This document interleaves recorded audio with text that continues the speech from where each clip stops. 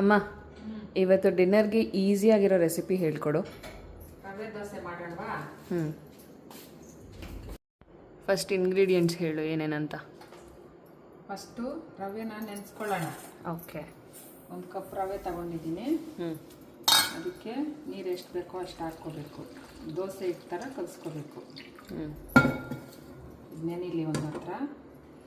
ಅದಕ್ಕೆ ಏನಾನು ಹಾಕ್ಬೇಕಂದ್ರೆ ಈರುಳ್ಳಿ, ಕ್ಯಾಪ್ಸಿಕಮ್ಮು, ಟೊಮೊಟ, ಇದು ನಮ್ಮ ಮನೆ ಮುಂದೆ ಬೆಳೆದಿರೋದು ಪಾಲಕ್ಕು, ಕೊತ್ತಂಬರಿ ಸೊಪ್ಪು. ಬರೀ ಪಾಲಕ್ಕೆ ಹಾಕ್ಬೋದಾ ಅಥವಾ ಅದರ ಬದಲು ಇನ್ನೇನು ಹಾಕ್ಕೋಬೋದು? ಯಾವುದು? ಸಬ್ಬಸಿಗೆ ಸೊಪ್ಪು. Okay okay. ಇದು ಸಣ್ಣದಾಗಿ ಕಟ್ ಮಾಡ್ಕೊಳ್ಳೋಣ. ಓಕೆ.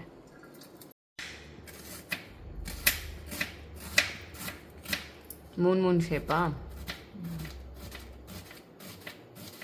ಸಣ್ಣದಾಗಿ ಕಟ್ ಮಾಡ್ಕೋಬೇಕು ಫಸ್ಟು. ಓಕೆ. ನಾನು 1 ಈರುಳ್ಳಿ ತಗೊಂಡಿದ್ದೀನಿ 1 ಕಪ್ಗೆ.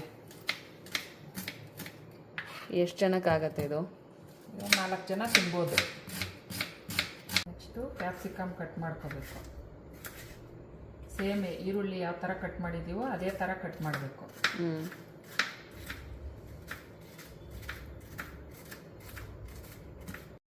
ನೆಕ್ಸ್ಟು ಟೊಮೊಟ ಇನ್ನೂ ಸಣ್ಣದಾಗಿ ಕಟ್ ಮಾಡ್ಕೋಬೇಕು.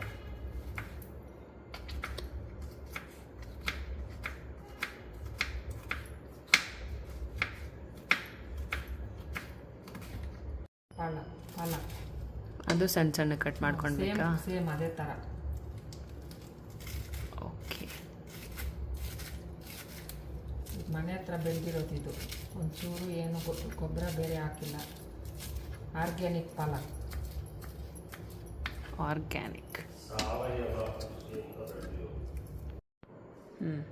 ಕೊತ್ತಂಬರಿ ಸೊಪ್ಪು ಸೇಮ್ ಅದೇ ಥರ ಕಟ್ ಮಾಡ್ಕೋಬೇಕು.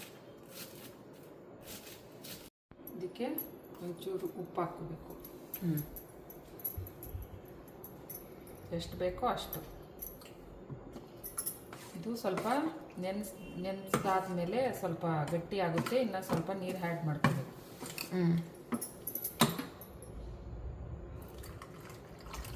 ದೋಸೆ ಹಿಟ್ಟು ಥರ ಕಲಿಸ್ಕೋಬೇಕು. ಮೊಸರಲ್ಲೂ ಮಾಡ್ಬೋದಾ ಇದು? ಸೇಮ್ ಇಲ್ಲ, ಬರೀ ನೀರೇ ಹಾಕ್ಬೇಕು. ಮೊಸರು ಹಾಕಿದ್ರೆ ಬರಲ್ಲ. ಈ ಥರ ಇರಬೇಕು. ಈ ಥರ. ಇವಾಗ ಇದೆಲ್ಲ ಇದಕ್ಕೆ ಆ್ಯಡ್ ಮಾಡ್ಕೋಬೇಕು.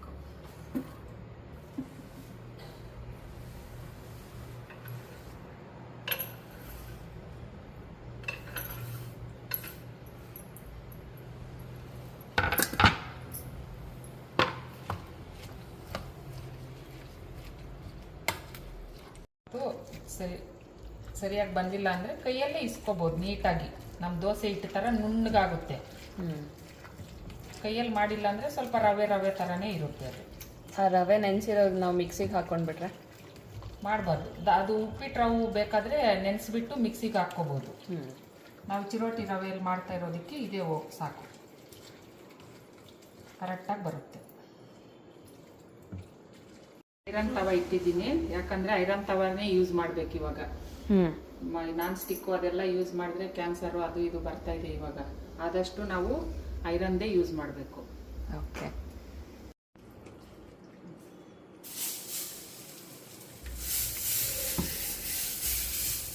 ದೋಸೆನ ಎಷ್ಟು ತೆಳುವಾಗಬೇಕೋ ಅಷ್ಟು ನೀಟಾಗಿ ಮಾಡ್ಕೋಬೇಕು. ನೀರು ದೋಸೆ ಥರ ಹಾಕಿದ್ರೆ ಮೆತ್ತಗೆ ಬರುತ್ತೆ ದೋಸೆ. ಕೈಯಲ್ಲಿ ಹಾಕಿದ್ರೆ ಕ್ರಿಸ್ಪಿಯಾಗಿ ತಿನ್ನೋದಕ್ಕೆ ಕ್ರಿಸ್ಪಿಯಾಗಿರುತ್ತೆ, ಆಸೆ ಆಗುತ್ತೆ ತಿನ್ನೋದಕ್ಕೆ. ನೈಟಲ್ಲಿ ತಿಂದರೆ ಈಸಿಯಾಗಿ ಡೈಜೆಸ್ಟ್ ಆಗುತ್ತೆ. ಅಷ್ಟೇ. ಸ್ವಲ್ಪ ಎಣ್ಣೆ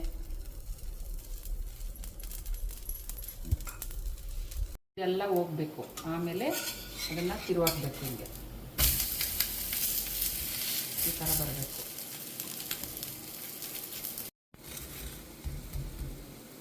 ಇಷ್ಟಾಗಿದೆ ಸಾಕು. ಇವಾಗ ಆಗಿರುತ್ತೆ ತಿನ್ನೋದಕ್ಕೆ.